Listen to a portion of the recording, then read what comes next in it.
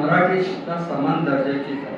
हरियाणामध्ये आज 7 लाख मराठी लोक आहेत, ते मराठीत बोलतात. सांगलीचा आष्टा गाव आहे, तिथं सोने चांदी गाळण्याचा धंदा आहे, तो भारतातल्या सर्व जिल्ह्यात आहे आणि त्याचं मराठी पत्रक सगळीकडे चालत होते. त्याच्यासाठी संपूर्ण भारतात देशातलं आर्थिक उत्पन्न जास्तीत कुठल्या राज्यात असेल तर ते महाराष्ट्रात आहे आणि जिथं आर्थिक उत्पन्न जास्त आहे तिथली भाषा संपन्न राहते. आतापर्यंतचा अनुभव आहे.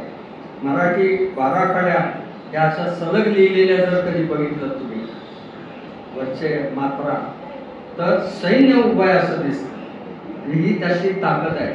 ही ताकद आहे. कराचीमध्ये नारायण जगन्नाथ हे विद्यालय आजही चालू आहे आणि तिथं पूर्ण मराठीत शिक्षण दिलं जातं आणि तिथली मुलं पाकिस्तानात पहिली येतात अभ्यासात. त्याच्यासाठी मराठी किती महत्वाची लक्षात घ्या आणि टाळ्या वाजवा मराठी.